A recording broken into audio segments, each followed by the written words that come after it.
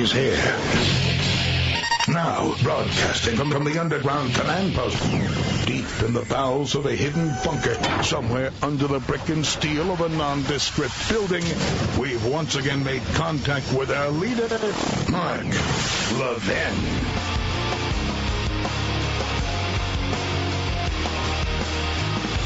Hello, everybody. I'm Mark Levin. Our number, 877-381-3811. 877-381-3811. Well, look, it's a very slow news day. It's the middle of August. I haven't listened to a lot of my colleagues, but to the extent I did, I know they're struggling.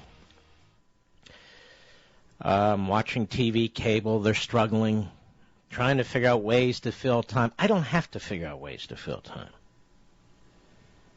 I've got a couple of very important news stories off the Drudge homepage, which I'll get to later. But that said, I'm not here to fill time. I'm not here to do time, and neither are you. We're going to make some progress here. It's only a matter of time. You know, this group Media Matters is a Soros-funded, among other left-wing billionaires and nut jobs, operation. It's a 501c3 charity, a nonprofit, nonpartisan charity under the Internal Revenue Code. And it's amazing, all the targeting and attacking by the IRS, somehow Media Matters escapes all this. And I have called Media Matters a criminal front group because of this. And they take aim at conservatives, and they take aim at me from time to time. And they took aim at me the other day. Apparently, I didn't even notice this yesterday. Some guy named Ari Robin Havitz, a sometime advisor to Harry Reid. You see, that's right, a nonprofit group that spends its entire time attacking conservatives and Republicans on behalf of Democrats. And you're subsidizing it, in essence. So this guy, Ari Rabin Hefts, if that is his name, he writes your predictable hit piece. And I'm going to read this hit piece because it relates to, you know, all the issues we discuss and the news we focus on and so forth. And I'm going to respond to it and show everybody how you respond to these sort of things. Because, unfortunately, too many Republicans and, yes, conservatives cower. Oh, my God, they attacked me. I hate to say it, I thrive off of this.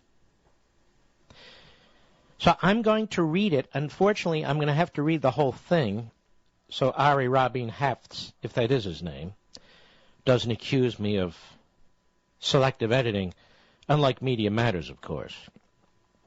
So let's begin, shall we? And then I will dissect it. So don't get upset based on what I read. I will dissect it. Mark Levin's newly published The Liberty Amendments is electoral kryptonite for the Republican Party. And, of course, you know, Media Matter cares about that. Sure to destroy any political figure who advocates its radical ideas. Now, first, ladies and gentlemen, this isn't written for the Republican Party. It's written for you, the citizen. The Republican Party is irrelevant. The book, which offers 10 constitutional amendments. Let me stop you right there. This is how I know the man didn't read the book.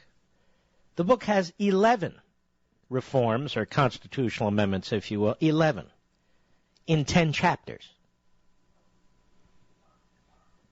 So he counted up the number of chapters, and he just assumed that was the case. So he hasn't read the book.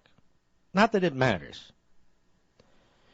The book, which offers 10 constitutional amendments, evokes a certain idealism that would be endearing if the consequences to the lives of millions weren't so horrific. Levin's proposals, of course, set the conservative media's heart aflutter. Rush Limbaugh gave the book a ringing endorsement, saying on his radio program, the Constitution's bastardized. It's been bastardized for years. It's been shredded for years. It needs to be reaffirmed. And Levin's book is a series of ideas of how to do it that involves the American people. Yeah. God bless me. Levin isn't just another radio host. As Republican National Committee Chair Reince Priebus recently said, he was receptive to the idea of Levin and Hannity moderating a 2016 Republican presidential primary debate. Mr. Producer, will you open your microphone a moment? Did I not accept the offer to moderate primary debates with Republicans? Yes, you did. Did you contact Reince's office, Reince Priebus, and tell him that I've accepted, and now what do we need to do? I did. I contacted 2 specific people in their staff, and I haven't heard back from either of them. So you haven't heard back. So we accepted their offer, and they have not responded, have they? Nope. I sent it on Friday. Yeah, because they're frauds, ladies and gentlemen. They want you to believe that Rush or Sean, and particularly me, that we're going to be moderating Republican debates. That's not going to happen. Let's continue. In the Liberty Amendments Rights Media Matters hack Ari Robin Haft, if that is his name, Levin lays out a conservative dystopian nightmare. Here we go. Among the most toxic of his ideas would be the redefinition of the Commerce Clause to wipe out nearly all the hard-fought protections of the 20th century. It's interesting. They redefined the Commerce Clause. Just bear with me. By arguing that the federal government's powers under Article 1, Section 8 have been unjustly expanded by the Supreme Court, Levin implicitly acknowledges this debate is over. Instead of accepting this, Levin seeks to alter the clause by limiting the definition of interstate commerce explicitly to preventing states from impeding commerce and trade between and among the several states. The results would be disastrous. Let's just stop there. This man has no concept of history and does not give a damn. He doesn't know why the Commerce Clause is there. He didn't look at the framers' debates. He didn't look at Madison's notes. He does not care because in one paragraph he says, in essence, well, this is all quaint and all. And in the next he says that I'm altering the Commerce Clause. And this is what liberal nutjobs do. They're schizophrenic.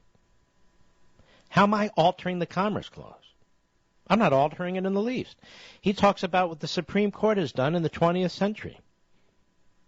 Right. That's not the Constitution. He says the results would be disastrous with nearly every legislative achievement since the New Deal wiped out. The Fair Labor Standard Act that establishes a minimum wage and outlawed child labor law would be a thing of the past. Well, let's just stop there. Do not towns and states have minimum wages now? Yes, they do. Do they not have Fair Labor Standard Acts of their own? Yes, they do. Would anything I've talked about prevent any town or city or state from instituting minimum wages or other standards and so forth? No, it wouldn't. So what's the big deal? And some states today have a higher minimum wage than the federal level. Some states today have even more onerous rules than the federal government today. So it's not as if states wouldn't create the kind of nirvana that this clown wants. He probably lives in D.C. There he is. He's in nirvana already. And same with so many of these other federal rules and requirements. But Mark Levin's proposal to overturn decades of Supreme Court precedent in order to radically redefine the Commerce Clause is not only an assault on the fair labor laws of the New Deal, it would also endanger seminal civil rights laws and national law enforcement authority. Oh, this gets very interesting. Not really, but I'm just making the point. The Civil Rights Act of 1964, for example, prohibited private employment discrimination and service discrimination by hotels and restaurants under the Commerce Clause, a power explicitly upheld by the Supreme Court in rejecting the immediate right-wing challenges to the historic anti-discrimination law's constitutionality. Let me stop right there. That Civil Rights Act had to be passed because of Democrats. Slavery had to be fought because the Democrat Party supported it. Segregation had to be fought because the Democrat Party supported it. Maybe I should have proposed abolishing the Democrat Party, of which this guy is an obvious member, and the man he consults with from time to time, Harry Reid, is the leader in the Senate. But let me ask you folks a question.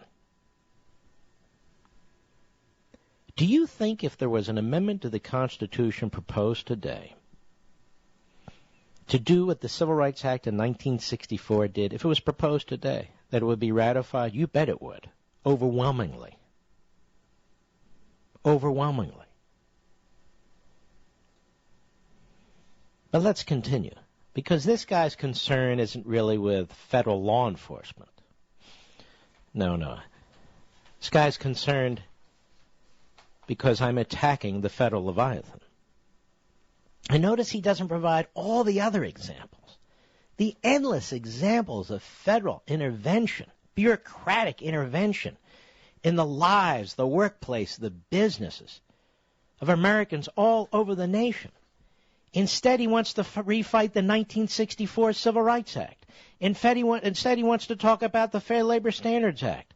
Isn't it interesting? How about they come, back, like, within the last 40 years? So he points to the 64 Act. He points to the New Deal in the 30s and 40s. And yet, as I read this, he never talked about Obamacare.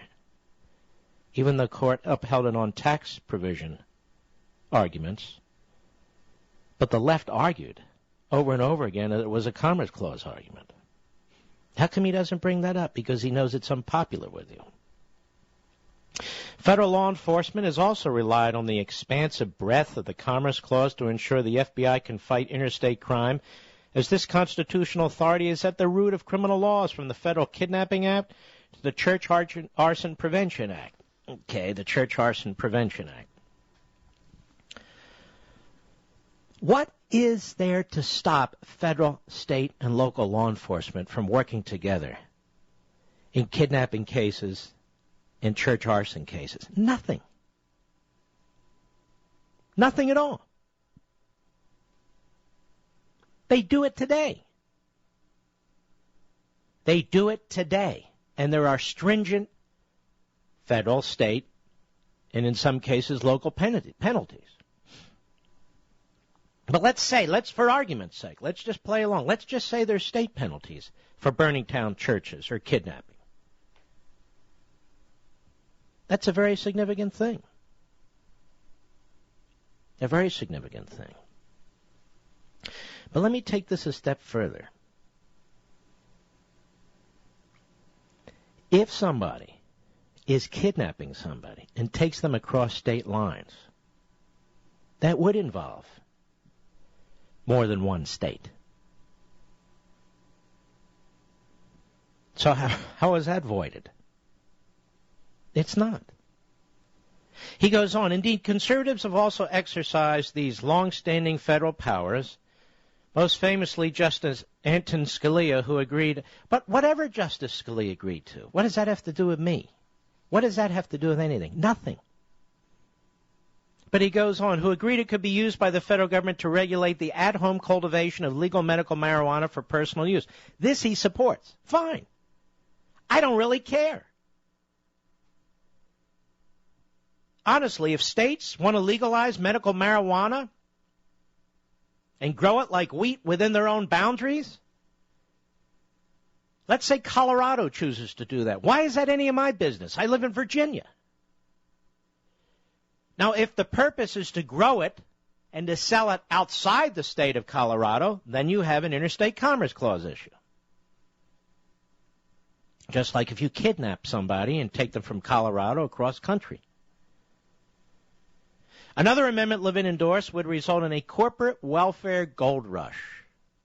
The conservative radio host proposes the government, including state and local authorities, should be constitutionally mandated to reimburse entities if a new regulation results in a market value reduction of the property, interference with the use of the property, or a financial loss to the property owner exceeding $10,000. This amendment would not just cover federal regulations, casting aside his defense of states' rights. Listen to this. This is important. Levin even applies its scope to local government. He writes, when an individual's property is diminished or devalued by government action, the individual does not much care which level of government is responsible. Ladies and gentlemen, these are proposed amendments to the Constitution through the state convention process. They would have to be proposed by the states, to the states, ratified by 3/4 of the states. This is not federal intervention. This is not top-down authoritarianism.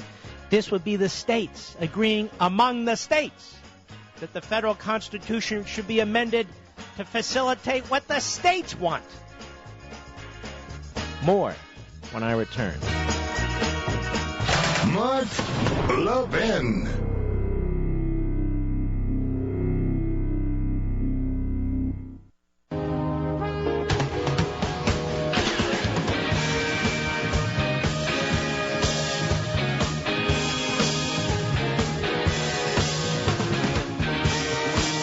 Let me speak more broadly, then I'll get more into this. Here's an example. The fella, the leftist, he uses the Civil Rights Act of 1964, the Fair Labor Standards Act of the 1930s. Do you know, folks, there have been tens of thousands of regulations issued under the Commerce Clause? So many that this leftist has no idea how many. He doesn't even know how many have criminal penalties. We've looked. The Congressional Research Service doesn't even know. Nobody knows. So all kinds of people wind up going to federal prison for violating regulations they're not even aware of because there's strict liability. This guy has no heart, no compassion, no nothing for any of them. He goes back to the same 2 or 3 or 5 laws that they just keep grinding down and grinding down. Nothing new, nothing within the last quarter century, which I would be happy to debate as well, right? He acts like if the federal government doesn't impose a minimum wage, that New York City won't, that California won't, that these other states won't, when in fact they do. He acts like the 1964 Civil Rights Act, today, because I'm writing a book today, would not be adhered to by the states, but even if it wasn't, why doesn't Congress propose an amendment to the Constitution? They can, 2/3 of both houses, and I suspect it would pass by 3/4 of the states. But he doesn't talk about that. You want to know why? Because he doesn't give a damn about the Constitution. And he doesn't give a damn about commerce. His entire article is about defending the federal Leviathan because the guy's an advisor to Harry Reid. But there's a lot more here that I want to get into in a moment. He doesn't talk about federal law enforcement abuses, does he? No. I'll be right back.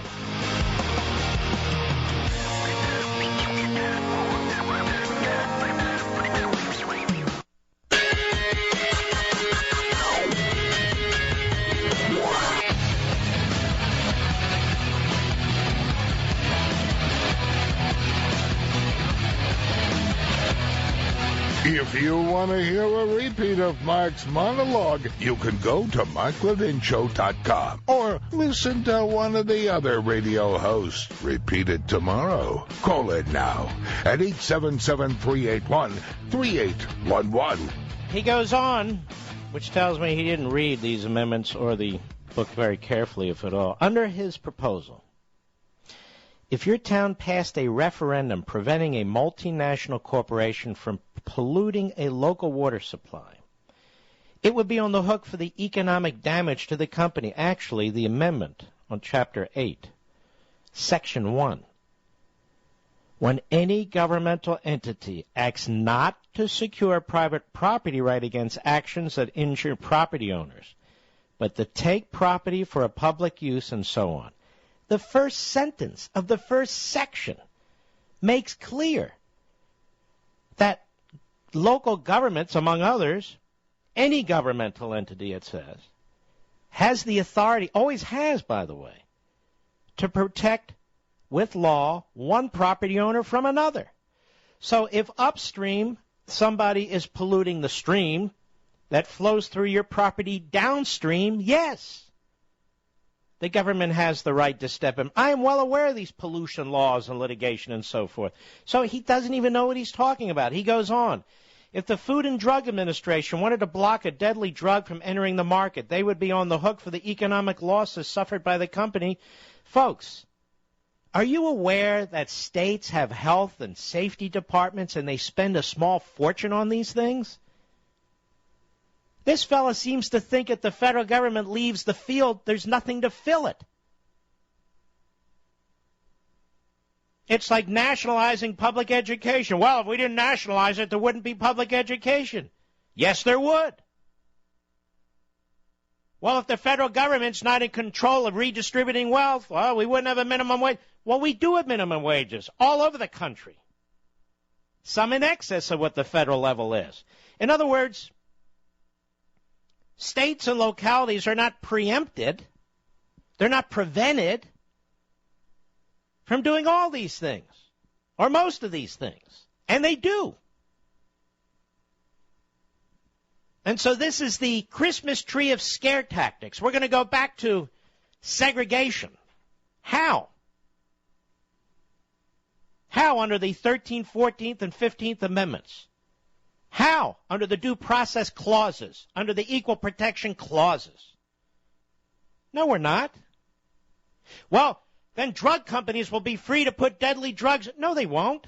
You'll have states, and in addition to that, they'll be bankrupted. I know it's amazing, but companies aren't in the business of going out of business. But again, he doesn't address the tens of thousands of regulations that are ensnaring thousands and thousands and thousands of Americans with fines and penalties, and yes, criminal penalties. He can't even list them. And he doesn't even want to discuss that. Because nowhere in the book do I talk about the 1964 Civil Rights Act. Nowhere in the book do I talk about the FDA. I'm very explicit about what I'm talking about. We can talk about those things too, but the liberal never wants to discuss what we want to discuss. We are being smothered, ladies and gentlemen, in federal regulations that are banning the most innocent products and services and mandating things that have nothing to do with civil rights or health or safety, but nationalizing activities like Obamacare. That's the 800-pound gorilla that's missing from this guy's piece at Media Matters because he doesn't want to tackle it. So he says, are you the Republican candidates against child labor laws? I'm not against them. Why would I be against them? Some people could make an argument why they shouldn't exist. I happen to support child labor laws. What? State of Virginia can't pass them? As a matter of fact, let me ask you a question, folks. If there's overwhelming support for child labor laws or a national minimum wage or whatever you say, why won't they propose through their congressional system, the Congress, two-thirds votes, amendments, to support all these massively popular regulations, departments, and agencies? Why won't they do it? I'll tell you what he really objects to, and he doesn't say it in here. These regulations that are coming out of the FDA or any other department or agency of the federal government would need to go back to Congress if they have an $100 million or more economic impact, and he doesn't mention this. Maybe he didn't read that. Because the man does not believe in a representative republic, nor does he believe in a constitutional republic. And what you're going to find as we get deeper and deeper into these fights, including with Republicans, by the way, who will be the worst of them, they do not support federalism. They do not support the constitutional construct. At least this man should have the good integrity, the good faith to come out and say, I reject the Constitution, I reject the Commerce Clause, I reject the Founding Fathers, I reject everything prior to the New Deal. At least he should say that. That, yes, we have succeeded in rewriting the Constitution. Levin is exactly right. At least they should have the integrity to say that. But they don't. And they won't. Instead, we'll get this mishmash. What, don't you favor, child labor laws? I personally do. Don't you favor, the FDA? And the other thing that's interesting about the FDA is, and what this man can't tell us is, the length of time it takes for some of these cutting-edge drugs to get to the market. Oh, we want to make sure they're safe. It's not just that. Folks, just because that's the title of the agency, and just because jerks like this defend everything the federal government does, it takes so long and it's so expensive that potentially life-saving or life-improving, quality-of-life drugs never get to the market. And he doesn't tell you that because he's dishonest. Because he's dishonest. We will survive and do well as a civil society, making determinations about what kind of laws we want, what kind of laws we don't want, without a massive federal leviathan. I would also propose that the 1964 Civil Rights Act, why not try making it part of the Constitution if the people support it? Why doesn't Congress propose it? Why doesn't a single member of Congress, black, brown, Asian, or white, propose it? Why play games? And why doesn't this gentleman, such as he is, urge it? I don't know. Because he doesn't care about the Constitution. That's why. Now, I don't have time. I mean, I think I've taken plenty of time going through at least parts of this. But I just thought you'd want to know. See, here's the thing, folks. They can propose amendments, too. Now, they're never going to do it through a state convention process, but they can propose them out of Congress. They'd probably get a lot of Republican support.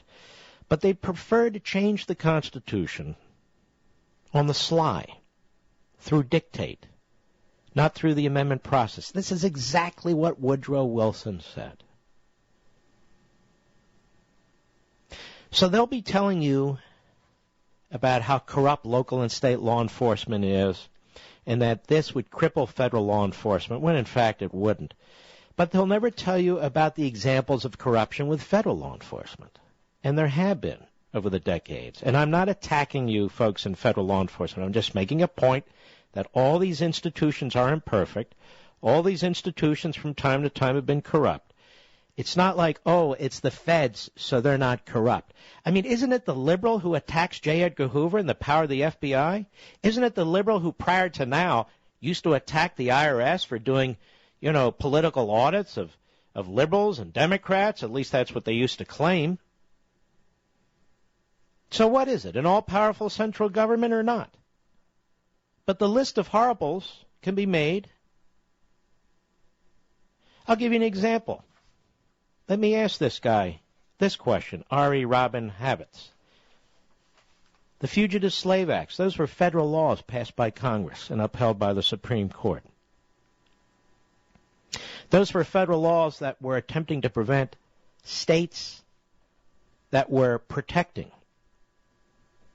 slaves that had escaped their plantation owners, their slave owners, their plantations, protecting them.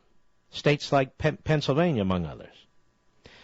So the federal Congress stepped in and banned it, essentially. Not once, but twice.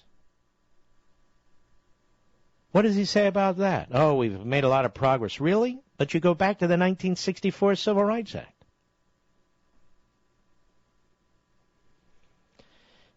Or what about these other horrendous actions by the federal government? Whether it was the federal Supreme Court upholding not just slavery and Dred Scott, but segregation. What about it? What about the Korematsu decision, which he ignores? The rounding up and putting in detention centers, detention camps, Japanese Americans and Americans of Japanese descent. His hero, Franklin Roosevelt, did that during the New Deal. Because the central government, it's not just the FDA and child labor laws and kidnapping laws. It's an enormous power to abuse your human rights and individual rights. And that's what history has demonstrated. What about that? Nothing. He doesn't write about that. Nor will he. So the federal Supreme Court has issued some very good decisions, some very average decisions, and horrific decisions. The federal Congress has passed some very good laws, some very average laws, and some very, very terrible laws. We've had presidents, no doubt his hero Woodrow Wilson, who have been bigots. Woodrow Wilson was a segregationist. He resegregated the military. And we've had some great presidents, like Lincoln. So it's really a mixed bag. But I read this article, ladies and gentlemen, and you wouldn't even know it. Well, don't you favor child labor laws, the minimum wage? What about banning discrimination? And on that discrimination issue, what about reverse discrimination? What about affirmative action, where the vast majority of the American people reject these things too? What about it? Is that equal protection? Is that due process? No, it's not. So this is Media Matters. This is this left-wing, phony, charitable organization. So my suggestion is that this fellow needs to really look at what states do and state laws. Because this isn't 1830 when it comes to the states as much as he wants it to be. But the problem is you and I want to prevent this from becoming pre-constitutional republic, because that's where we're headed. We're headed to something very foreign to this country. And for all the talk for about 5 laws or 8 laws or 10 laws, there are tens of thousands of laws that this government issues that torment and coerce and smother people. So many people this federal government puts out of work. So many people this federal government makes impossible to get health care. So many rules, so many laws. What about it? It's hard to find all the details of your family's story. Documents get misplaced, relatives mix up dates, or may no longer be here to share their stories. That's why I use TryAncestry.com to uncover these missing details. With TryAncestry.com, I found the date that my great-grandfather arrived in New York, the name of his ship and the length of his voyage to a new life in America. These are details we didn't know, but we're able to find at TryAncestry.com. I want you to go to TryAncestry.com and see what you can discover for 14 days free. And while you're there, you need to check out Ancestry DNA. It's at its lowest price ever, and the results, they'll amaze you. I did it, and it really was incredible. The detail on where my ancestors once lived and the continuous updates I get for free along the way. Visit TryAncestry.com and start your 14 days free and order your Ancestry DNA kit today while the price is at its lowest. That's TryAncestry.com. Visit TryAncestry.com. Mark Levin.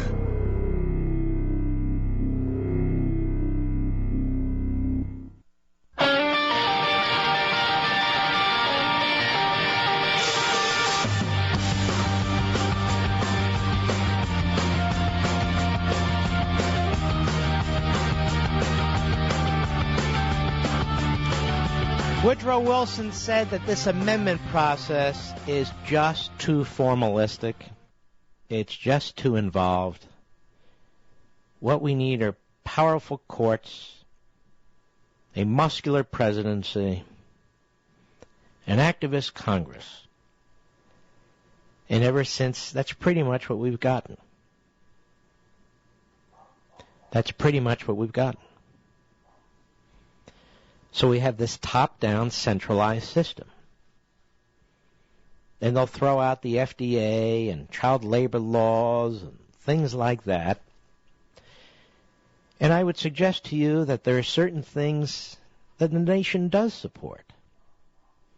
And there's an amendment process. An amendment process for such things. But you see, here's the key that you need to understand. This isn't about child labor laws or the FDA or things of that sort. This is about fundamentally transforming, quote-unquote, America. So once you destroy federalism, once you destroy the boundaries of the federal government, then you can pass Obamacare in clear violation of the strict boundaries within the Constitution. And there's nothing to stop you. And this is what they really want. It's not about child labor laws. We all know that that wouldn't be an issue. It's not about minimum wage laws where towns and states and others are perfectly positioned to do or not do as they wish. It's not about pollution upriver, polluting private property downriver. That's a matter that's been dealt with for 800 years. It's nothing of that sort. What it is authoritarianism, ruling from the top down. They will never talk about the thousands and thousands and thousands of regulations that they impose on you. They will never talk about how they rule over you. Why don't the liberals put it to the test? Why don't they wrap all their favorite programs in a constitutional amendment and see if they can get the states to ratify them? My guess is they could, at least a lot of them. But the problem is, folks, they don't want to abide by the constitutional process. They want to impose their will.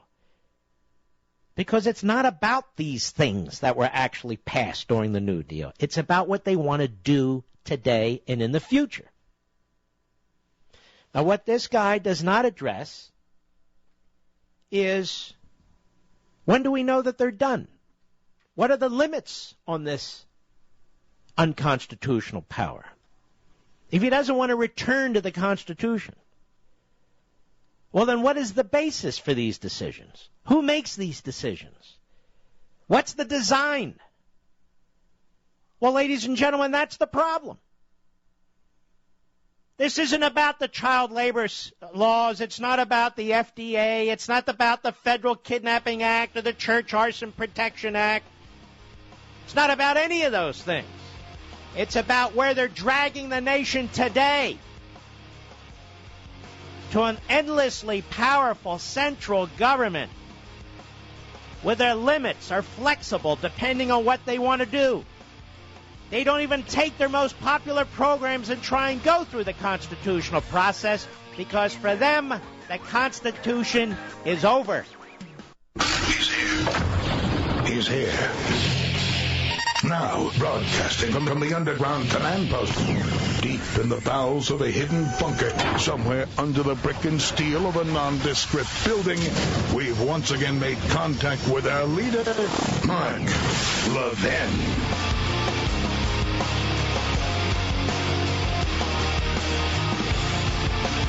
Hello, everybody. It's Hour 2. I'm Mark Levin. Our number, 877-381-3811, 877-381-3811. Two reminders. Immediately following this show, if you're listening live at 9 p.m. Eastern, I will be on the Fox News channel, The Sean Hannity Show. I hope you can watch. If you can't TiVo it, if you don't care, well, then don't.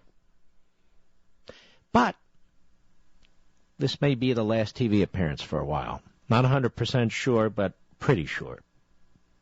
Also, this Saturday, that's right, this Saturday, August 24th, will be here already.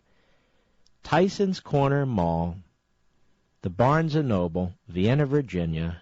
We will be there, thousands of us, having a blast like we did in New York and New Jersey last weekend. So I hope you can join us. It's my next to last signing. The last one is at the Reagan Library, and the dinner is sold out. I am not sure if the book signings are all booked up or not. I believe they are, but you can check on their website. If not, and you're on the West Coast, by all means, come and visit. This is about government controlling everything. This is about the federal government running everything. It's not about child labor laws. For goodness sakes, ladies and gentlemen, if we had stopped with child labor laws, or the FDA, or the Kidnapping Act, or 5 or 6 other of these laws, would we even be here today talking about this? And so they want us focused on those sort of things, which, by the way, you can still adopt in states and localities through constitutional amendment, if you wish, and so forth and so on. But this isn't about that. This is about the federal government running everything. It's everywhere. It's like a bad headache. And so the argument is, to Media Matters and the other leftists, well, since we are unmoored from the Commerce Clause, since we are unmoored from the Takings Clause, well, where are we? If the Constitution, as originally intended, is null and void, then what is our governing document? And the answer is there isn't one. It's just plow ahead. He also takes offense, and I'm using him as a foil because, trust me, he's typical. We're not going to have popular election of senators. Oh, that's unbelievable. What's that? Well, popular election of senators. May I ask you folks a question? Do you have any idea what your senator did 2 months ago when they were in recess, apart from some of the major bills, like amnesty or gun control? Those aren't the only matters that came before Congress. Do you have any idea what they did? No, you don't. Well, let me ask you this. Do the lobbying organizations and ethnic groups and business groups and union groups, do they know what he did or she? Yes, they do. Okay, so do you really have representation in Washington when you vote for a senator? Or what kind of representation do you have? But even more than that, the system has now become so centralized because the states have no say. And this guy writes this piece. Again, he's a foil, so I'm just making the point. At no time does he talk about federalism. He sees no value in our constitutional federal system. None. None whatsoever. And so they oppose it. And this is why I kind of like this article for that purpose. And as more come out, and there'll be some Republicans writing and so forth, I'm going to get into that too. But I just want to make you aware, this is going to be a multi-front battle. First, we have the hardcore dug-in, statists that want an all-powerful centralized government and to impose their will on you. Yeah, they'll wave things in front of your face like child labor laws of 70 years ago and things like that. That's not what we're talking about. It's really not. If we didn't have any federal child labor law today, every state in the union would pass a child labor law. Perhaps they still have them. Perhaps they have them, rather. I don't know. And same with so many of these other things. But that aside, that's not what they're about. It's not about child labor laws. It's not about healthy food or uncontaminated drugs and that sort of thing. As I say, I mean, you wouldn't be upset to the point that you're upset or frustrated today with that sort of thing. We're talking about $90 trillion in unfunded liabilities, $17 trillion in federal operating costs. And what happens when all that collapses? What happens to the Food and Drug Administration then? What happens to all the enforcement of the child labor laws then? What happens to Social Security and Medicare then? What happens to all of it then? Kaput, down and out, over and out. He doesn't address any of that, and he's not going to. Let me ask you a question. Were we an uncivil society, an inhumane society, prior to the election of Woodrow Wilson or even Franklin Roosevelt? I'm just curious. Putting aside the New Deal and all that, were we? Or were we the most economically advanced nation on the face of the earth, or certainly one of them? You know, the flush toilet, things we take for granted, the flush toilet, electricity, automobile, airplanes, so much that we have today had no federal role whatsoever. What about all the great drugs that have been invented by individuals, by scientists and labs that are owned in the private sector? What about all of that? Sure, you can point to some examples in universities and so forth, but what about the overwhelming number of patents for medicines and other products, inventions, and so forth? That didn't come out of the government. The government produces damn near nothing. It regulates it. What about all those things? Most of the comforts you have in your life, that's not the government.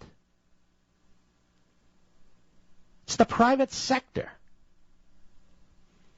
And I'm sick and tired of this idea that today, but for child labor laws, that, Exxon would be hiring 11-year-olds to drill for oil.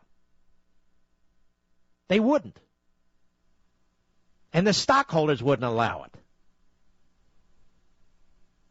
Or that drug companies would be putting out poison because they're in the business of poisoning their customers so they don't have any more customers. That's crazy. Absolutely crazy.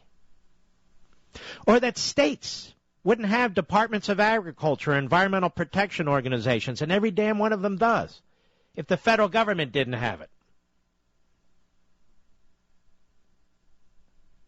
This is about the federal government ruling over us in every way imaginable. Because they will not tell us what the boundaries are of this federal government. They won't tell us because there are none. And that's the problem. Oh, yes, the Commerce Clause is originally understood. It's so dangerous, where the framers wanted to promote economic activity, and where the left today wants to promote centralized authoritarian government. Oh, woe is me. When are they going to stop issuing regulations? Never. There's so many now we don't even know what they are. When are they going to stop borrowing money? Only when it collapses. No. Oh, and these amendments, they're so radical.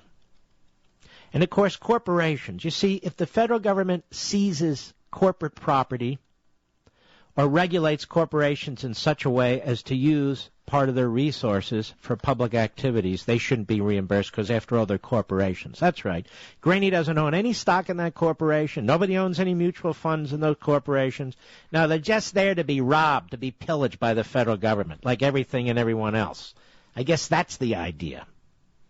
Folks, there's not a lot of news. I'm trying to address something that I think is very, very important. Let's look at some of these amendments. I hesitate to overdo this, but I think there's a lot of interest out there to discuss it. I'm going to skip the one on term limits for members of Congress right now. I'm going to skip the one on the Senate and restoring it as intended, and I'm going to skip the one on term limits for Supreme Court justices and a supermajority override, which I have discussed and we can discuss at another time. There's 2 amendments in one chapter to limit federal spending and taxation. The fellow at Media Matters, he doesn't discuss those. He doesn't want to discuss those. There's another amendment that limits the federal bureaucracy, that requires this unconstitutional delegation of authority to these bureaucracy, a $100 million threshold. If it's exceeding an economic burden of $100 million, it goes back to Congress in this joint committee, so Congress has to make a decision. He doesn't talk about that. This one he objects to. Section 1. I call it promoting free enterprise. Congress's power to regulate commerce is not a plenary grant of power to the federal government to regulate and control economic activity. Now listen to that. You would think in a free country that wouldn't be controversial. In other words, the Commerce Clause doesn't grant the federal government the power to regulate and control economic activity. Oh, my God, what about child labor laws? But a specific grant of power limited to preventing states from impeding commerce and trade between and among the several states. That is a restatement of the Commerce Clause. Section 2, and that's all there are in this. Congress's power to regulate commerce does not extend to activity within a state, whether or not it affects interstate commerce. That is, takes us back to the wheat case, 1942, the Wickard Filburn case. in which the Supreme Court rewrote the Constitution to accommodate FDR, that wheat grown solely within a state on a farm for mostly subsistence, any extent it was sold, it was intrastate within the state, that Congress doesn't have the power to regulate that. And the court said it did. Well, that opened the floodgates to what we have today, which is really a socialist trajectory. Well, that's ridiculous. And not until 1942 had the court ever ruled any way like that. And that's what empowers the court, the seizing of this power, to uphold all these massive regulations and tiny regulations to control and regulate economic activity. And then this one, so offensive, when any governmental entity acts not to secure a private property right against actions that injure property owners, in other words, a polluter destroying somebody's private property, yes, the government has the power to step in to protect innocent private property owners. But to take property for a public use from a property owner by actual seizure or through regulation, to take property for public use, interference with the use of the property or a financial loss to the property owner exceeding $10,000, the government shall compensate fully said property owner for such losses. Oh, that's so offensive. What about corporations? Well, what about them? But what about the little guy who owns a piece of property on the outskirts of a national park and the government wants it, and they scheme through regulation to take it or diminish it? What about those people? They have no protections today. None. Well, they need to be protected. And so all of this is said to be radical. It's only radical if you believe in a soft tyranny, if you believe in a centralized authoritarian government. It's not like we, the people, change. It's that the level of decision-making changes. We're going to have more input. The states are going to have more input. And that's what they reject. They want an all-powerful federal government regulating everything and everyone. Mark Levin.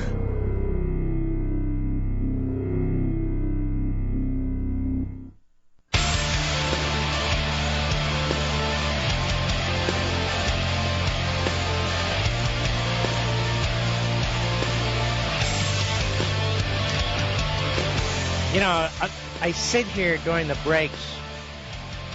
This is just the way my mind works, and I think of more and more points that need to be made. Who is it today that's abusing children?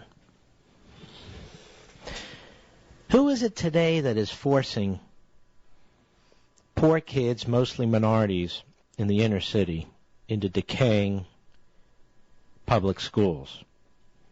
Who is it that's built an alliance based on campaign money with the National Education Association, the American Federation of Teachers?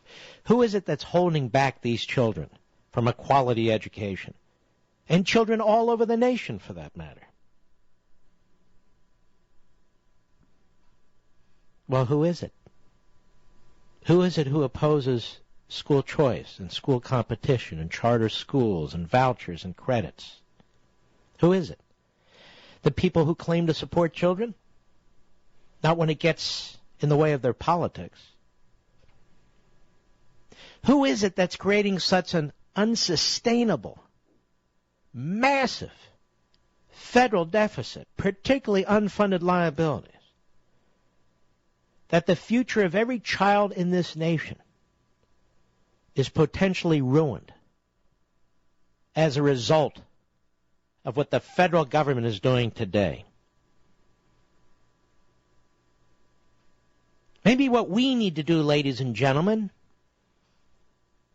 is to be proposing some quote-unquote laws like the Child Protection Act of 2013 to protect the nation's children from the liberals who are obviously out to destroy their futures. Or how about this? Why don't we pass a law to protect babies who are about to be born? Oh, we've tried that.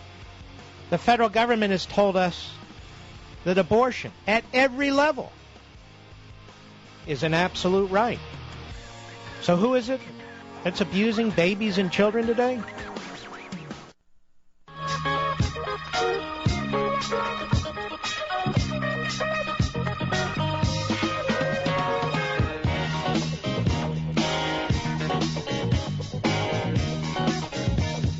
Mark Levin, the cure for the common liberal. Talk to Mark now at 877-381-3811. Mark Levin, author of numerous New York Times best-selling books, Men in Black, Liberty and Tyranny, and Ameritopia. Now comes the Liberty Amendments. This book is what we do, what I do behind this microphone, what we discuss day in and day out. And it answers the question that you ask. Mark, what can we do? Well, this is my answer. The Liberty Amendments, new from Mark Levin. When you read this book, The Liberty Amendments, Restoring the American Republic, it gives you hope. It gives you some inspiration, and we need it. And that's why I wrote it. Rush Limbaugh on Mark Levin's The Liberty Amendments. It's a wonderful book. He proposes 10 amendments that simply reaffirm the original intent of the Constitution and then gives a thorough explanation for why each amendment is, in fact, justified and traces it back to the days of the founding. This year's must-read, Mark Levin's The Liberty Amendments, now on sale everywhere.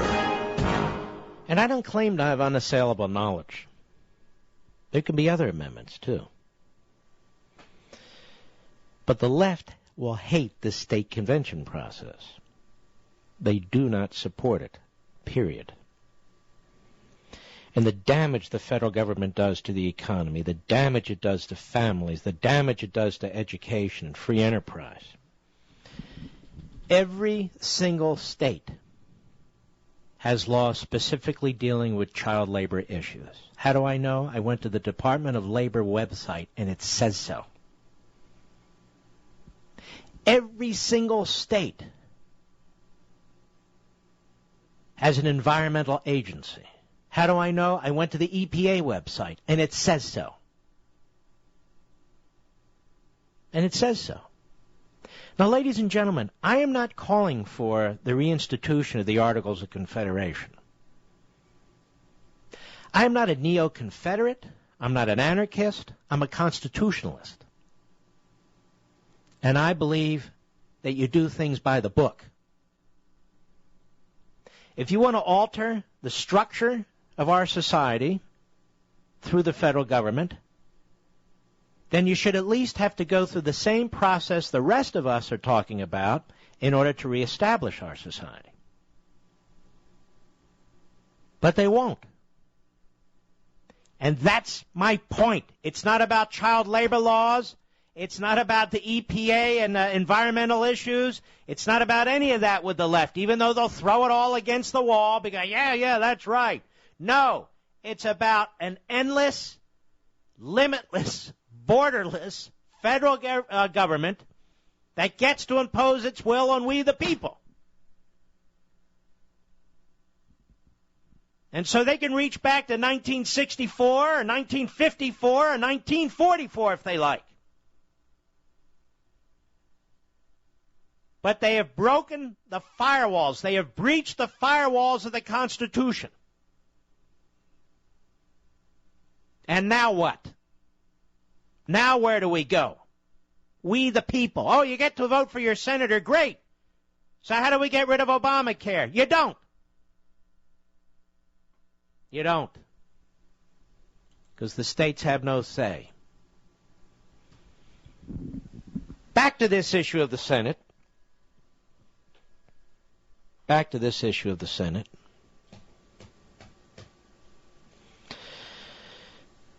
Well, you get to elect your senator. Okay. We're not a democracy, little d. We're supposed to be a republic. The Senate makes no sense. Why don't we offer an amendment to elect the cabinet? Why should the president be able to appoint a cabinet? Why shouldn't we elect a cabinet? You know, in some places they do that. Why don't we elect a cabinet?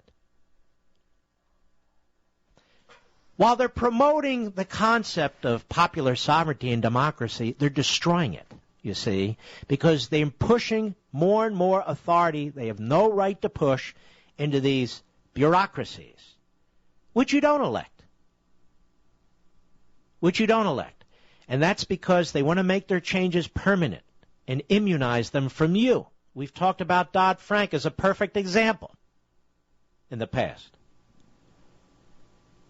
So the wave around this note, oh, you get to vote for your senator, great. Well, look at what the EPA's doing. Where did they get that authority? Well, it was delegated by Congress, these broad swaths of power to do this, that, and the other. Well, how come I don't get to vote for that? Well, because they know better than you.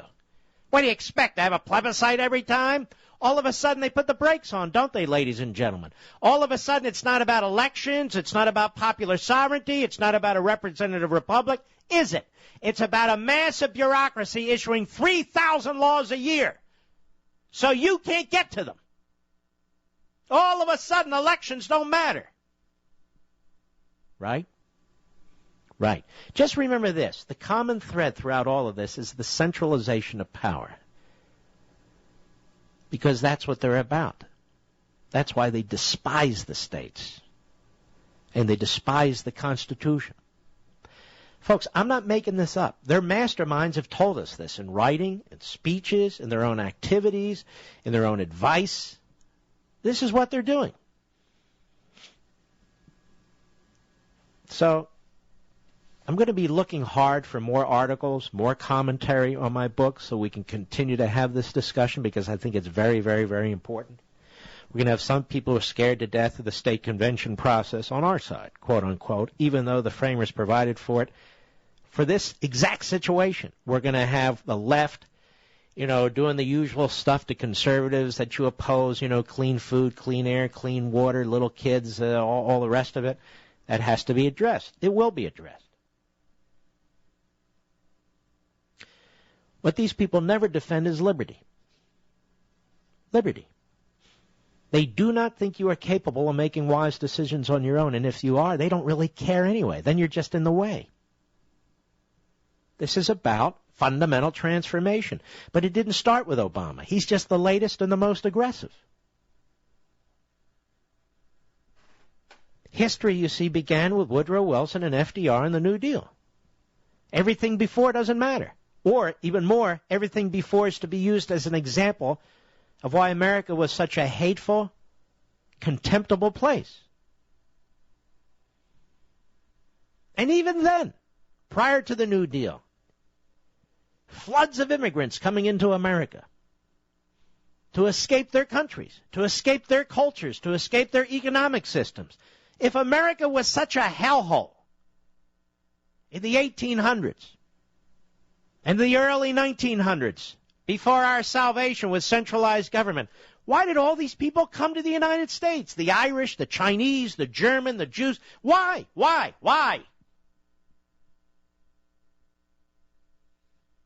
Because it wasn't a hellhole, that's why. Because then it was too, also, the greatest place on the face of the earth. That's why. Even without the FDA. And so forth and so on. I just felt today was the day to have a discussion like this, as will other days be, because there's not a lot of news, and to sit here like others might do and just to glom on some irrelevancy and go on and on and on, it's just a waste of time. It's an absolute waste of time. There is some stuff going on that I do want to get to, but I wanted to get to this first. Let's see. Let us go to Lonnie, Columbus, North Carolina, Sirius Satellite. Go, Lonnie. Hey, Mr. Levin. It's a pleasure to talk to you. I'm loving the Liberty Amendments. I'm reading it now. Thank you, sir. Thank you. I'm disgusted with the statists like that columnist constantly playing on the compassion of the people to justify these bureaucratic monstrosities like the FDA. This is an organization who delays care, drives up costs, and is not accountable to anybody. I'm a physician, been practicing for 10 years, and over the last 10 years, I've had several ideas of things I could do to help my patients. It would be medications, topical or otherwise. And I don't have $800 million in 3 years to prostrate myself at the altar. It's not 3 years. It's 20 years. Right. And so, they're stifling progress, all in the name of safety. And then what really bothers me is, so they approve a drug X. Several of these have been in just the last year or two. It kills a bunch of people or maims people, and then, it's the drug company's fault. Well, the drug company jumped through the hoop, and here we are for the FDA, and then the FDA is not culpable at all. It's all in the drug company. Well, and who's going to try the hardest to make sure their drugs don't kill people? The drug companies that will go out of business, or the government that will last forever? The drug companies 1,000 times over, and the government is just another example of a wasted bureaucracy. Let me ask you another question. What life-saving drug has the FDA ever invented? Zero. None. The Food and Drug Administration, that food part, how much food has the Food and Drug Administration actually created to feed people in this country? Not one item. Nothing. No. Everything has a risk, and you try and reduce the risk, and one of the ways you reduce the risk is state and local laws and of course, civil suits and criminal suits and all those sorts of things. But the FDA, but the truth is, if it was just the FDA or child safety law, you and I, we wouldn't be here talking about this stuff, would we? No, not at all. And you talk about truth. The truth is, with the FDA, at some levels, if you know the right person or play golf with the right person, you can get your agenda passed if you have enough money. And that the whole idea that this entity exists to protect the people is a farce. It's a farce. We know so little about the FDA, don't we? We know so little about who runs it, who's in the bureaucracy, but we know that, like all these other bureaucracies, they ossify and they multiply, and it becomes bureaucratic and expensive and inefficient. But because you call it the Food and Drug Administration, I guess they're not even supposed to be examined. Well, you tell a lie long enough, it becomes the standard. It's the gold. FDA, 4 phases of drug development. Well, this is great. We spend time developing, researching it, and then there's still drugs that go through. So what's the point? Still drugs that go through that harm people. What's the point? We could have gotten that done a lot better in the private sector and maybe have state oversight like you're talking about. But I'm even saying, even if we left the FDA alone, they're not really even interested in the FDA. They're interested in the next 50 years how many damn departments and agencies they can create and squeeze even more and more liberty out of our existence. That's what they're really focused on. Oh, they are. It's never ending. I'm a small practice physician, and I've got an entire wall. I have to hire a consultant every year, pay him $1,600 to tell me how to be compliant. And literally an entire wall in my break room is covered with the posters that we're required to do that I have to pay every year for $1,000. And it just goes on to the nth degree. It's never ending. And when you look at these government websites, it is mind-blowing if you try to draw the diagram or even follow the diagram they provide on the various government entities. And Lonnie, we never measure the loss of human life, the casualties in human life in this country, the lost opportunities, whether it's wealth creation or job creation or so forth. None of that's ever measured as a result of this massive government. What could be, what should be, is never, developed into something that's tangible to be understandable. So it's always being measured what some massive agency will discover, which is perfectly fine. But maybe there are millions or thousands or hundreds of people who would be living today but for the FDA. All right, my friend, thank you for your call. The AARP supports Obamacare. It encourages reckless government spending, and it wants you to curb your Second Amendment rights. If you want a conservative alternative that supports our Constitution, believes in limited government, supports the rights of gun owners and protecting the sanctity of life, then you need to join AMAC. I urge you to go to amac.us. Go there right now to learn more. It's amac.us, not .com, not .org, .us.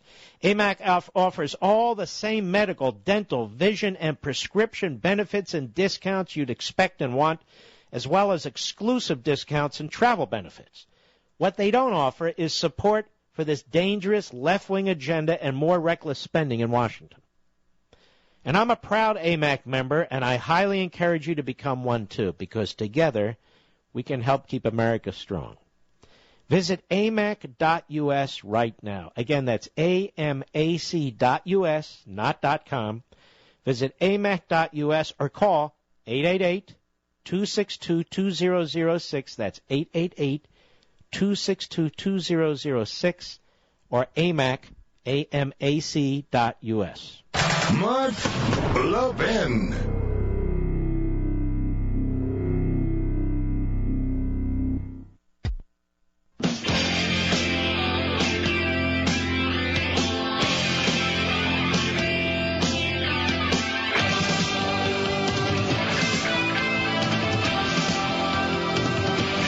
A couple of major developments on the immigration and other fronts I want to get to in hour 3. But before I do, let's take a couple of calls. Steve, Scranton, Pennsylvania, the great WTRW. Go. The great one. I think you deserve a promotion to the greatest one. Well, no, but thank you, my friend. Oh, you are. Let me explain. I don't even know if you know. I want you to honestly tell me if you realize the genius in your plan. Do you realize that this Geez, I hope so. The progressive and liberal movement? If this works and your idea, your concept is adopted, I think it would create competition between the states to be the best state without the federal referee there controlling and keeping everybody equally crappy. If that's removed and the states can compete to get business and get people there, the competition it'll create will necessarily get rid of all the progressives and liberals. Their ideas and their agenda will be useless. Let me ask you a question. Do you think if we have a state convention under Article 5 and my amendments or amendments similar to them are eventually ratified, do you think that the states are going to eliminate child safety laws? Do you think the states are going to eliminate environmental rules? Do you think the states are going to all of a sudden turn agrarian, maybe 1500s, 1600s? Do you think the bureaucrats in the states are dumber than the bureaucrats in Washington? Do you think all that stuff's going to happen?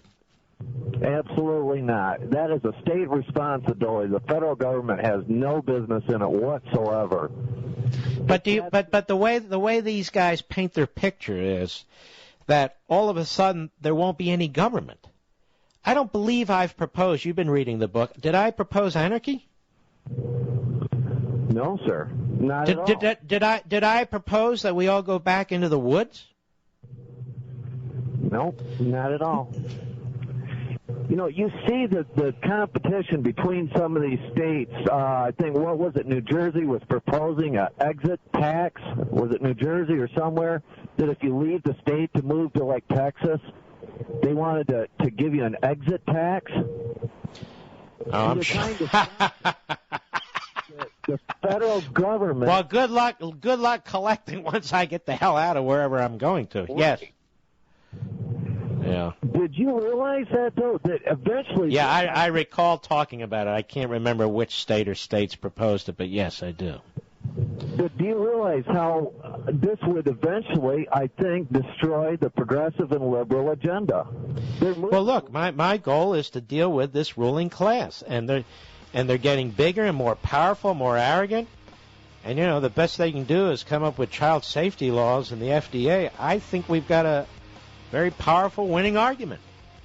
Ladies and gentlemen, don't forget, 9 p.m. Eastern, immediately following my show, if you're listening live, the Fox News Channel, Hannity TV, I will be there.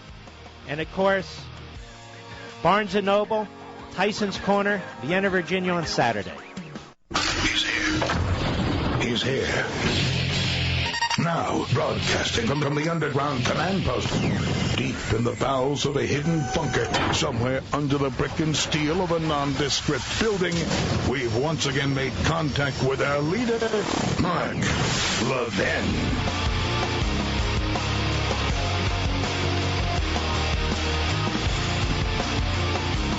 Hello, everybody. Mark Levin here. This is Hour 3. Our number, 877-381-3811, 877-381-3811. Just a reminder, as we are in the waning days of this battle over defunding Obamacare or not, Obama says the government will be shut down, and he's joined in that by all the Republican leaders and most of the Republicans in Congress saying the same thing. They sound like Obama, and Obama sounds like them. I did this before, but I think it's worth doing again. Government shutdowns, quote unquote, and keep in mind, the bureaucracy is paid after these shutdowns because Congress reimburses them for the days they're not there, and certain employees are not free to go home. And as a matter of fact, a significant number of them, they're considered essential, quote unquote. National security, intelligence, law enforcement, and also a wide array of non-military and law enforcement personnel. Agencies identify who is or is not essential based on a legal standard and interpretation. But just a reminder, because to listen to these buffoons today, you go, oh my God. And as I've said, we shut down the government every single weekend, starting around 4:30 p.m. on Fridays, and every holiday. The government is shut down. And we love our weekends and holidays, don't we? Here's a modern history of government shutdowns, quote unquote. You ready? September 30 to October 11, 1976, for 10 days. September 30 to October 13, 1977, for 12 days. October 31 to November 9, 1977, for 8 days. November 30 to November 9, 1977, for 8 days. September 30 to October 18, 1978, for 18 days. September 30 to October 12, 1979, for 11 days.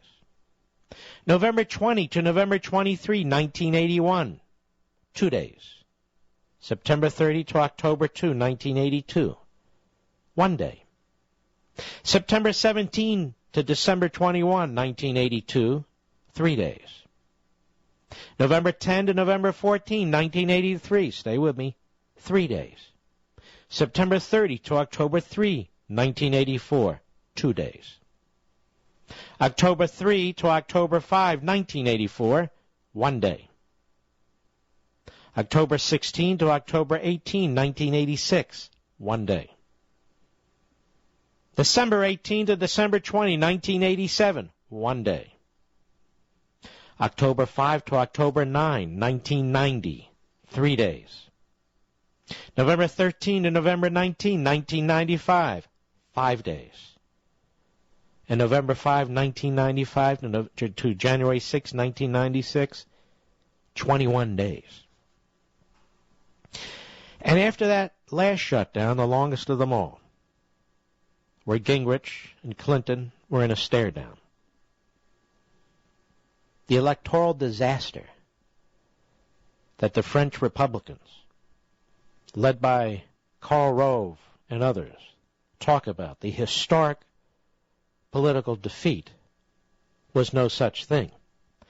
The Republicans picked up 2 seats in the Senate,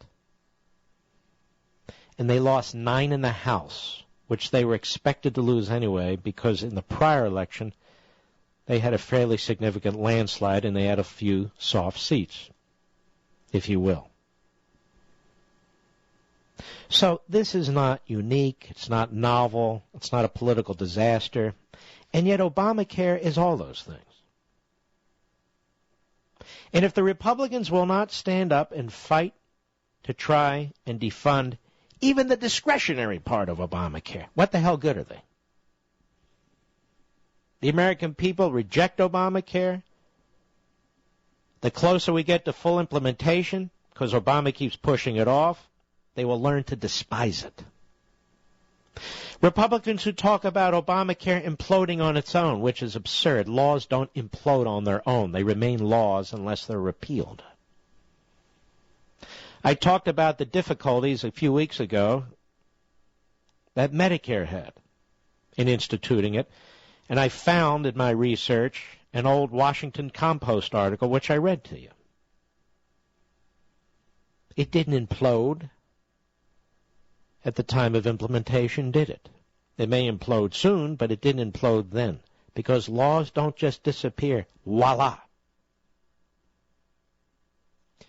Do any of you honestly believe that the French Republicans, led by Boehner and Mitch McConnell and the rest of them, Eric Cantor, do you really believe that even with a Republican president that they will fight to actually repeal Obamacare? I don't believe it for a second. Let me tell you a little secret, not to upset you, but just to be honest with you. We're not going to get rid of Obamacare. We're not going to get rid of Obamacare through our current processes. The Republicans defend the status quo. That's what they do. I spent almost 2 hours of broadcast time talking about this Media Matters article, not because it's brilliant, but because it's not. Because these are the kinds of arguments you can expect that are relatively simple to address with some common sense and thinking a little bit outside the box. But the Republican leaders and these politicians who spent their lives running for office not really thinking about things, they don't know how to do it, and they're incapable of it, and they're digging in. They're part of the ruling class. Sometimes they're in the majority, sometimes they're in the minority. Sometimes the House and the Senate are in different hands. Doesn't really matter in the long run. The Republicans wouldn't have passed Obamacare, but they aren't going to destroy it either. And the Democrats know it. You know how they know it? Because the Republicans told them so. With the threat of a government shutdown, they're not going to act. I'm not trying to upset you. I'm trying to tell you that there's really only one recourse. It's not a quick recourse. It's a difficult recourse, but it's there in the Constitution. But I don't see Obamacare being repealed or significantly defunded under the current circumstances. Let me ask you this. When George W. Bush was president and we controlled the House and the Senate for 6 years, what did they abolish? Let me put it to you another way. Do you actually believe that, for instance, if a Chris Christie's president of the United States, a man who wouldn't even sign the brief against Obamacare, do you actually believe he'd had anything to do with repealing Obamacare when he's just signed off on expanding Medicaid under Obamacare? If Ted Cruz is president of the United States, God willing, or somebody like him, and we control both houses, Republicans do you believe we can muster enough Republican votes in the Senate, for instance, with all those French Republicans to repeal Obamacare? Do you know Ronald Reagan tried repeatedly to abolish the Department of Education? Do you know who prevented it? Howard Baker. And Howard Baker became the Senate Majority Leader because Reagan brought in a coattail full of senators who weren't expected to win, candidates who won the Senate. And even then, winning a landslide. So many of them winning on his coattails.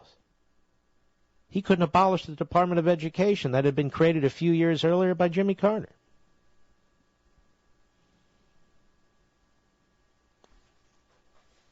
I'm not trying to dispirit people. I'm trying to tell you what's going on, and this is what's going on. Have you noticed that the vitriol isn't saved for Obama or Harry Reid or the left? It's saved for our conservative guys, a handful of them. All we need to do is elect more conservatives, right? No, all we need to do is bypass Congress, bypass the federal government. And they need a bypass. I say all we need to do. It's no simple task. It was meant to be a simple task. I just read you a list where your eyes probably rolled up into your heads of all the times the federal government was shut down. The last time it ended on January 6, 1996. It was hardly a political disaster for the Republicans. They retained significant control of the House, and they won 2 additional seats in the Senate. And yet they keep pointing to the political disaster in 1996 when there wasn't one. You know what else came out of that government shutdown? Workfare as part of welfare. You know what else came out of that government shutdown? As close to a balanced budget as we've had in modern history, which later Clinton would take credit for. When in fact it was the Republicans in the House who back then fought, who did it. Those aren't disasters. Those are achievements. Those are successes. Those are things to celebrate. And ladies and gentlemen, the people hate Obamacare. Union, non-union, blue-collar, white-collar, men, women, transgendering, old, young, everything in between. The people don't want it. They don't like it. Why can't the Republican Party be the champions as the anti-Obamacare, pro-competitive health care party? It's a magnificent issue. But they won't. Because they don't believe as you and I believe. It's that simple. I'll be right back. Mark Levin.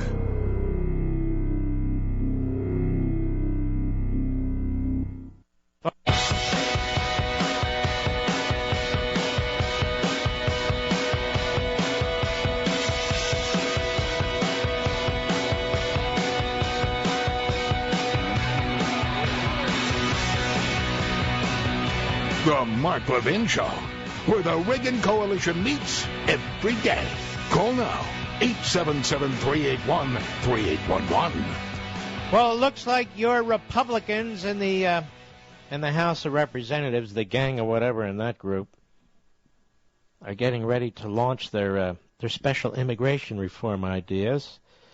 Up on the Drudge Report, KDH News, U.S. Representative John Carter, Republican Round Rock, where's that, Texas, held a news conference on the subject of immigration reform. Carter spoke to members of the media at the Central Texas Council of Governments building in Belton after meeting with representatives from area businesses and leaders of local evangelical churches. Both groups, Carter said, had questions about legislative efforts to reform the country's immigration system. We have some problems to work out in this area, he said, who serves as the chairman of the Homeland Security Appropriations Subcommittee. We've been talking about possible solutions. Speaking Wednesday, Carter said he believed the Senate bill would not pass in the House and mentioned his work with a bipartisan group of members to create their own immigration reform legislation. Part of what's wrong with our immigration system is we keep trying to patch it up, Carter said. We need comprehensive reform. Right, we've never had that before, Carter. Never. Reform, this funny word reform that they distort. Reform includes taking into account the needs of business owners, especially in the technology industry, where many companies hire employees from overseas to fill the sector's jobs. That's right. The people sneaking over the border who are illiterate in their own language? Yes, those are IT people. We need to make sure that we're able to get the best and the brightest and remain competitive. Oh, yes, yes, yes. And we're very, very careful about selecting the best and the brightest from the third world. Aren't we, ladies and gentlemen? Reform also includes tackling the difficult problem of just what to do with the nation's millions of undocumented immigrants. I have an idea. I've said it over and over again. My idea is simple. Nothing. If they're not going to be deported, why do they have to be on a pathway to citizenship? Let's see, we have a choice. Deport or pathway to citizenship? Which one is it? Carter said part of the group's reforms would ask them to admit they entered the country without proper documentation. I admit I came in illegally. Oh, okay. We don't want to reward bad behavior, he said. They're going to have to admit that they came here illegally. Is this a joke? Is this nursery school? Like, we're not going to reward bad behavior. No. You came here illegally? Yes. You came here illegally? Yes, I said yes. Do you apologize? Yes, I do. Okay, you're in. While lawmakers in Washington hash out just how to fix the nation's immigrant, they're not hashing out anything. They got stuff they're going to ram down our throats. That's how this works now. And they're getting ready. Secure the border first? No, that's a deal killer. Protect the American people? Nah, that's a deal killer. Nah. Our constituents won't allow that. Meanwhile, also in the Drudge Report, via the Washington Compost, Organizing for Action. That is the Obama little brown shirts. Oh, did I say something wrong? I mean red shirts. I mean greenies. You know, same thing. Organizing for Action, the offshoot of Obama's campaign committee, is now supporting Republicans. Listen to this one. A few of them, at least. OFA, as they call themselves, or OFA, has begun demonstrating in favor of Republicans who publicly support a new path to citizenship for illegal immigrants, along with urging them to pressure their colleagues to join them. On Monday, the group dispatched its activists to districts held by several such Republicans: Jeff Denham of California, Joe Heck of Nevada, David Reichert of Washington, Aaron Schock of Illinois, Dan Webster of Florida, and Paul Ryan of Wisconsin. Obama shock troops, his army of what? Drones, going into Republican districts and campaigning for them. Few House Republicans have publicly expressed support for a path to citizenship, but that's what they want. That's where they're headed. What a bold group of Republicans we have, ladies and gentlemen. Bold in their stupidity. I'll be right back.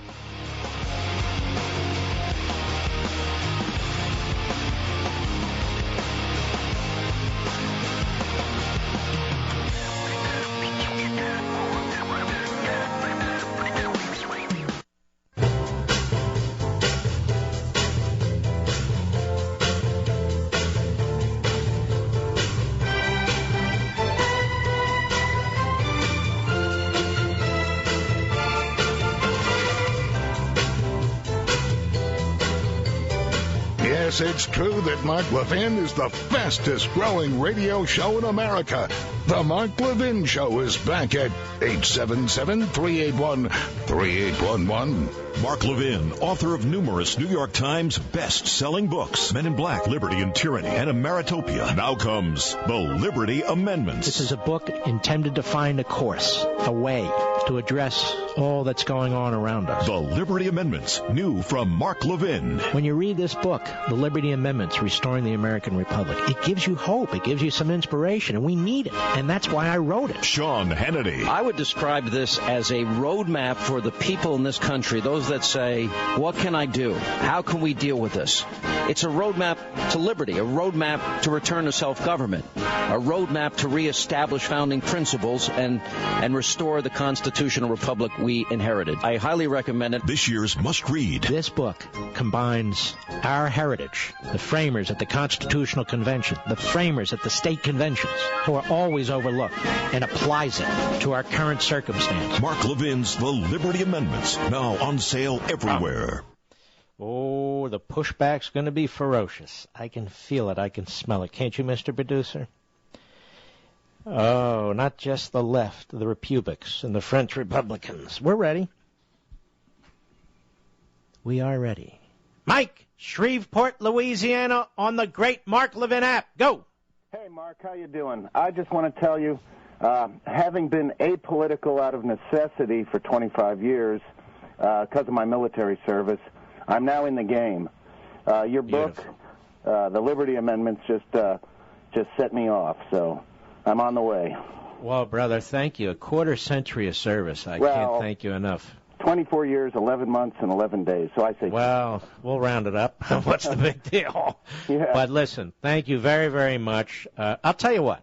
Let me send you a signed copy of the Liberty Amendments. You certainly have served your country beautifully. I would appreciate that. I already have a copy, but I know somebody who would appreciate it. So. Well, give that one away. Hold on to the signed one. Can I tell you one thing? Yes, sir. Yeah, I went to a reception with Senator Vitter from here in Louisiana last night. Right. He is solid. He really is. He's committed to help get rid of Mary Landrieu. Mm-hmm. My first step is to get rid of her. Second step is to work on your suggestions in the book. So. Well, God bless you, Mike, and thank you very much. Don't hang up. Now, ladies and gentlemen, what's going to happen now is the game of gotcha.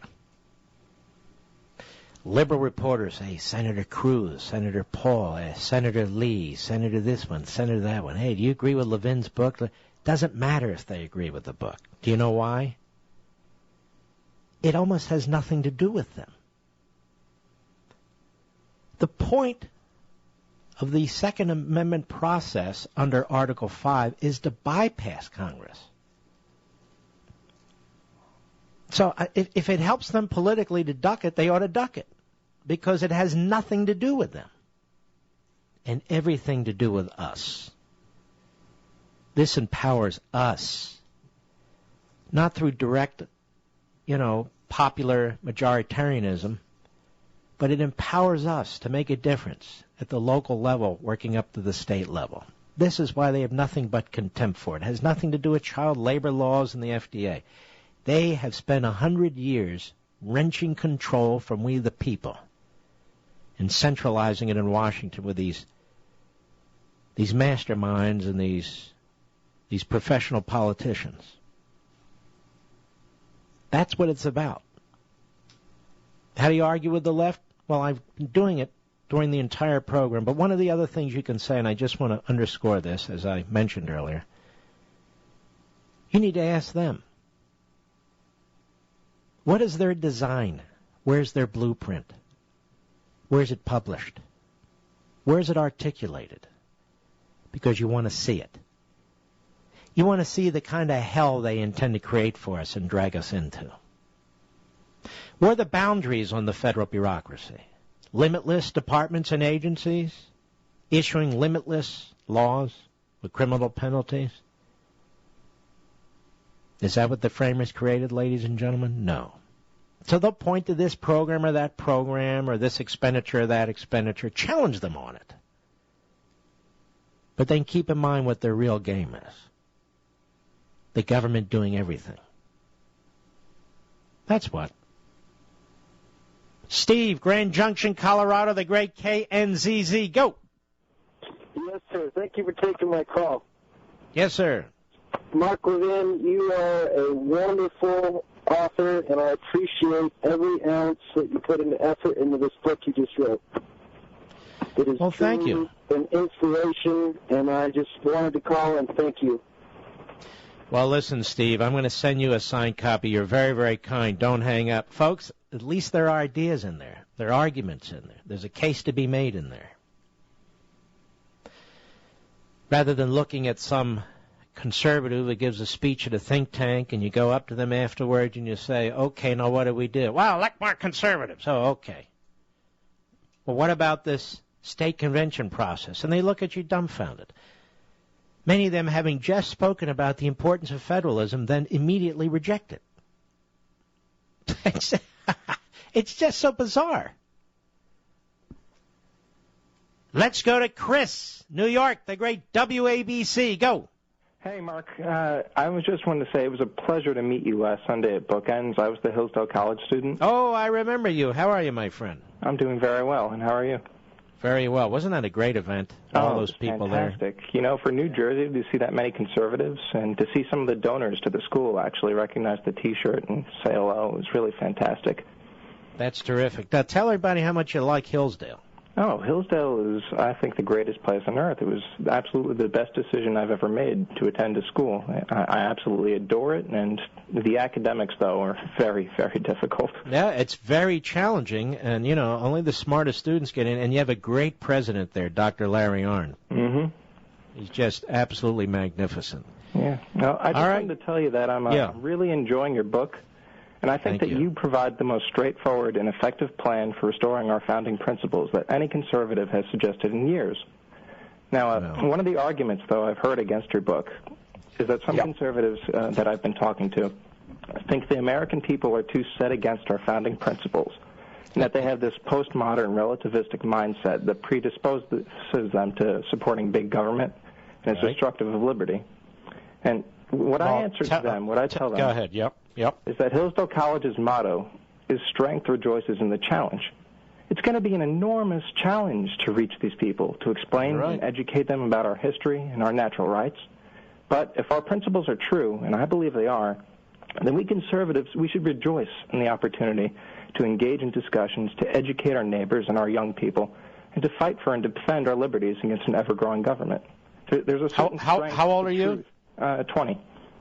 Okay, I want everybody to listen to you because in our own ways, in different ways and so forth, you're exactly right. You know, ideas are powerful. Ideas are powerful. And we have to keep, when people keep saying, you know, we're doomed, there's no way out and so forth, we need to step in.